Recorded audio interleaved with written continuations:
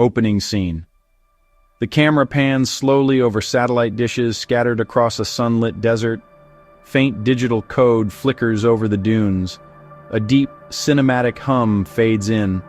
In the deserts of the Middle East, wars aren't just fought with drones, tanks, or missiles anymore.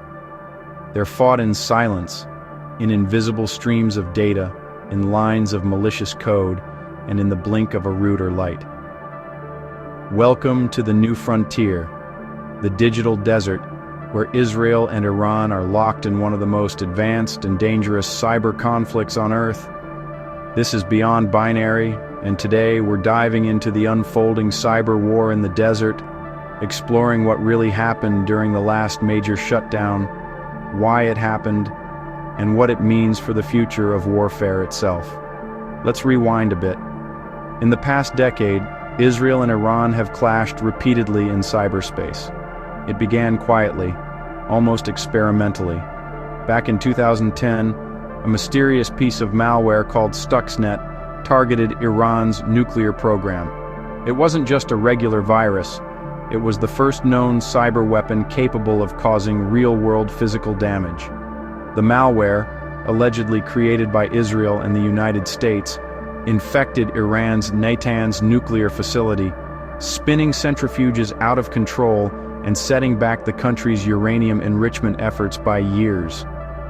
That attack marked the dawn of cyber warfare as a legitimate military strategy. Since then, the desert has turned into a digital battlefield. Fast forward to 2024, when Iran experienced one of the most widespread and crippling internet shutdowns in recent history. Entire cities went offline. Banks, government servers, and even parts of the power grid flickered into silence. On the surface, officials claimed it was routine maintenance and security concerns. But analysts worldwide noticed something different, patterns of disruption that pointed toward a coordinated cyber offensive.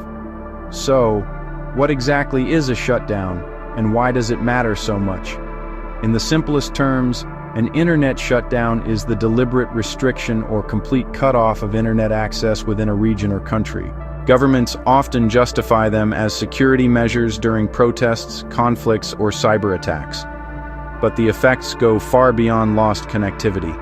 In a modern society, shutting down the internet means halting communication, crippling businesses, isolating citizens, and sometimes even obstructing emergency services.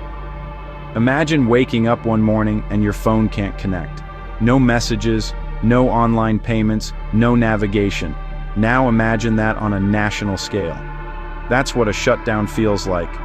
A forced blackout in a world powered by data.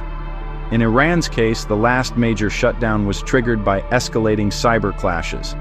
Israeli cyber units had reportedly targeted Iranian infrastructure systems, particularly networks linked to the Revolutionary Guard and state energy companies.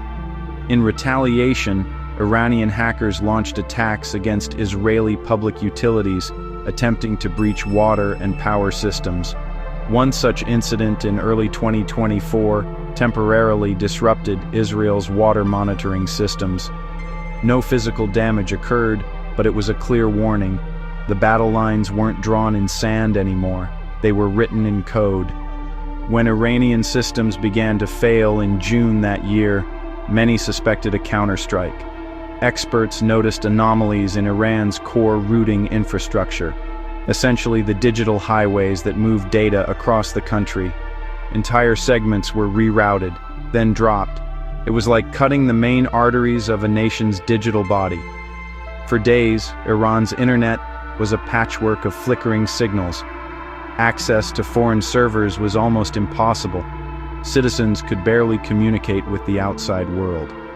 The government later blamed foreign interference, but evidence suggested a precision cyber operation, likely designed to cripple command and control systems tied to military networks. What's fascinating and terrifying is how a shutdown like that doesn't just stop communication. It becomes part of the cyber war itself. When you cut off the internet, you're not just silencing people. You're isolating systems, slowing down counterhacks and masking digital footprints. It's both a shield and a sword, and this strategy isn't new. In the digital battlefield between Israel and Iran, timing is everything. Attacks often coincide with geopolitical flashpoints, missile strikes in Syria, nuclear negotiations, or political unrest. Each side uses cyber operations to gain leverage, gather intelligence, or simply send a message. We can reach you anytime, anywhere. What makes this conflict unique is that both nations are digital powerhouses in their own right. Israel has one of the world's most sophisticated cyber defense ecosystems, with elite units like Unit 8200 often compared to the NSA. It's a hub for cybersecurity innovation, exporting technology and expertise globally. Iran, on the other hand, has built a shadowy but increasingly capable cyber army. After years of sanctions and isolation, Tehran turned necessity into strategy. Its hackers, operating under groups like APT-33 and Charming Kitten, have carried out attacks from the US to Saudi Arabia, targeting oil facilities, research institutions, and even critical government databases. So, when a shutdown happens in this part of the world, it's not just a technical failure, it's a geopolitical message, a signal that one side is flexing its digital muscles. But let's look deeper into the consequences. For ordinary citizens, the effects of these shutdowns are devastating. Businesses grind to a halt. Hospitals lose access to cloud-based systems. Students can't attend classes. Journalists can't report freely. In an age where everything from banking to groceries runs online, a shutdown turns the digital desert into a real one, dry, silent, and disconnected. Economically, Iran's last major shutdown reportedly cost hundreds of millions of dollars per day. But the real damage wasn't just financial, it was psychological. People felt trapped, cut off, and powerless. And in the world of cyber warfare, morale matters. Meanwhile, countries around the globe were watching closely. Because what's happening in the Middle East isn't an isolated rivalry. It's a preview of the wars to come. As nations integrate artificial intelligence, quantum computing, and advanced surveillance networks into their defense systems, cyberspace becomes the ultimate battlefield. There are no borders, no ceasefires, and often no clear evidence of who struck first. In the past, war was defined by territory. In the future, it might be defined by control over networks, algorithms, and data. A nation that can paralyze another's infrastructure without firing a single shot holds unprecedented power. And this brings us back to the desert, the testing ground for this new kind of war. Every shutdown, every breach, every silent blackout is part of a larger experiment. Both Israel and Iran are not just fighting each other. They're shaping the rules of cyber warfare for the entire world. The last shutdown was a warning shot, but also a revelation. It showed us how dependent modern nations are on connectivity, and how fragile that dependence really is. A few lines of code can now do what bombs once did. So what happens next? Experts predict that as these digital confrontations escalate, we'll see more hybrid tactics, cyber attacks paired with disinformation, drone strikes guided by hacked GPS systems, and economic sabotage executed through compromised algorithms.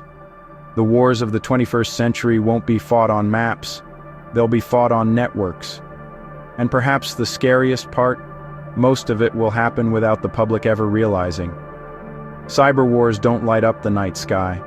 They happen in silence, in milliseconds, buried beneath firewalls and fiber optics. As the desert winds carry whispers of code across borders, one truth becomes clear. The age of digital warfare isn't coming, it's already here. This is beyond binary. Stay curious, stay aware, and remember, every click, every connection, every byte is part of a much larger story. Fade out as the camera zooms out from the desert, showing glowing data lines spreading across the landscape like veins of light. Music fades to black.